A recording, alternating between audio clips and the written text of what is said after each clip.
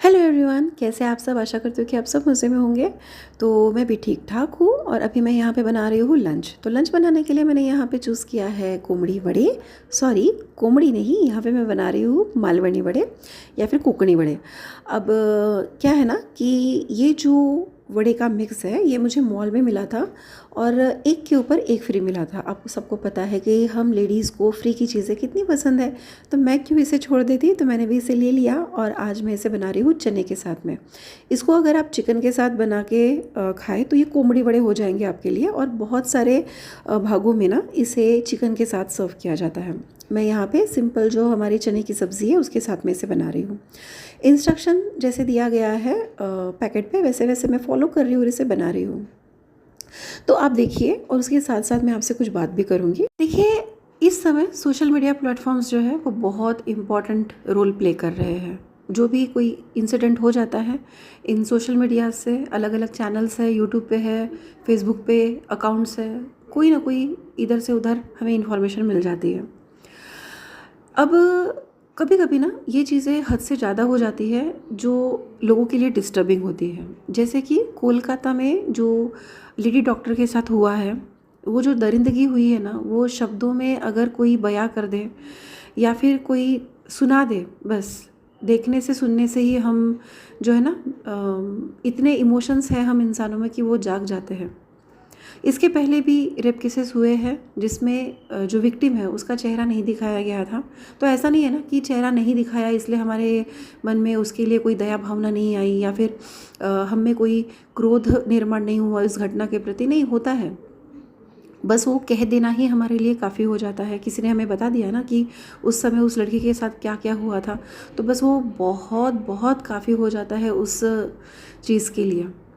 लेकिन यहाँ पे लोगों ने क्या किया, उनकी जो आइडेंटिटी है उसे तो रखा ही नहीं। उनकी तो कोई प्राइवेसी थी ही नहीं, बेचारी मरने के बाद भी तो उसकी आत्मा तड़प रही होंगी ये सब देख के कि यहाँ पे जितने इन्फ्लुएंसर्स हैं या फिर जो लोग हैं उन्होंने उनकी डेड बॉडी है ना, डेड बॉडी जो है जहाँ पे क्राइम सीन है वहाँ पे उनके पैर दिख रहे हैं, किसी ने उनकी बॉडी के ऊपर चादर डाल दिया था, उनका जो शत विक्षत चेहरा है वो दिखा रहे हैं।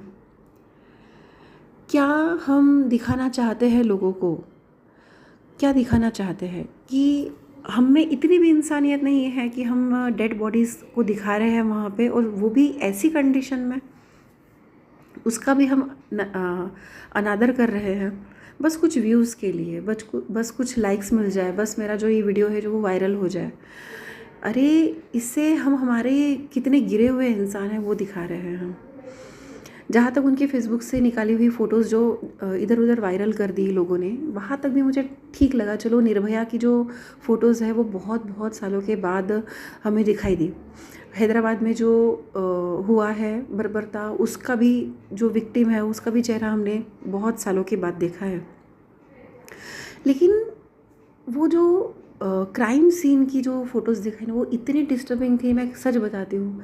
इसीलिए मुझे इस चीज़ पर बात करने के लिए बहुत बहुत बहुत समय लगा। क्या है ना, हम टीचर हैं, हम स्कूल में पढ़ाते हैं, पढ़ाते समय हम बच्चों को क्या सही है क्या गलत है ये भी समझाते हैं। आसपास जो सोशल इश्यूज़ हो रहे हैं उनके बारे में भी हम उन्हें बताते हैं, और कोई बताए ना बताए लेकिन मैं अपने बच्चों को ये ज़रूर बताती हूँ, घर में भी और हम बाहर जो हम बच्चों को पढ़ाते हैं उन्हें भी बताती हूँ कि क्या सही है क्या गलत है। तो सिर्फ बताना भर ही काफ़ी था। वो न्यूज़ में जो कुछ बताया, उनकी हालत कैसी थी, उनके साथ क्या बर्बरता की गई, ये बहुत काफ़ी था उस घटना को डिस्क्राइब करने के लिए। लेकिन कुछ लोगों ने उनकी जो फ़ोटोज़ के साथ किया ना वो अच्छा नहीं किया, मुझे तो नहीं सही लगा। आपको क्या लगा पता नहीं। अब हमें देखकर, हमने उन्हें कभी देखा नहीं जाना नहीं, बस इंसानियत के खातिर, एक लेडी होने के खातिर ना हम ये सब हमें लग रहा है, बुरा लग रहा है। तो सोचिए उनकी माँ, पिताजी, उनके भाई, उनके रिश्तेदार, उनके क्लोज़ फ्रेंड्स, उनको कैसा लग रहा होगा वो सब देख के। वो तो बार बार उनकी आंखों के सामने वही दृश्य आ रहा होगा, वही दृश्य आ रहा होगा। तो प्लीज़ ऐसा ना करें। जो भी ये कंटेंट क्रिएटर्स है, इन्फ्लुएंसर्स है, ये कुछ चीज़ों को ना मेरे ख्याल से सीक्रेट ही रखना चाहिए, उसे इस तरह से वायरल नहीं कर दिया। आपके हाथ में आ गया, कुछ भी सोचते नहीं समझते नहीं डाल देते।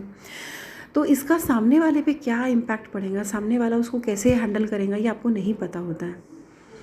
खैर अभी ये बात अभी निकल ही गई है। तो और एक बात थी, अभी एक हाल ही में ना एक डॉक्टर थी और हमारे महाराष्ट्र की, उन्होंने सुसाइड कर लिया। अच्छा, सुसाइड क्यों कर लिया?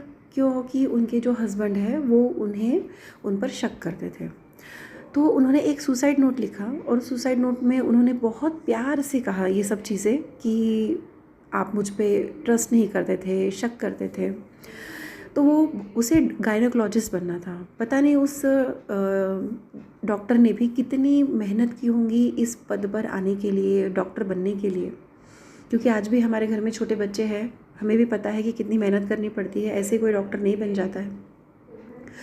तो सिर्फ इसलिए उन्होंने सुसाइड किया उस डॉक्टर ने, क्योंकि उनके पति उनके ऊपर शक करते थे। अब क्या आपको लगता है कि उन्होंने सही किया? क्या अपना जीवन ख़त्म कर देने से आपकी जो ईमानदारी थी, वफ़ादारी थी अपने हस्बैंड के प्रति, वो सिद्ध हो गई, वो प्रूफ हो गई? क्या फ़र्क पड़ता है उस आदमी को कि आप रहे या ना रहे? आपके सुसाइड करने से उसे क्या ही फ़र्क पड़ता है? कुछ फ़र्क नहीं पड़ता। अगर उसे फ़र्क पड़ता उस इंसान को, तो आपके रहते ही आपको तकलीफ़ नहीं देता, आप पर लांछन नहीं लगाता। मैं तो कहती हूँ कि जिस रिश्ते में इस तरह के लांछन लगाए जाते हैं ना, उस रिश्ते में रहना ही नहीं चाहिए, क्योंकि ये आपके आत्मसम्मान की हत्या है। ये हत्या नहीं है, ये सुसाइड नहीं है उनकी खुद की, ये ऐसी कंडीशंस तैयार की गई उस लेडी के सामने कि उसको आत्महत्या करना पड़ा। तो मैं तो मानती ही नहीं इसे आत्महत्या, मैं तो इसे हत्या ही मानती हूँ।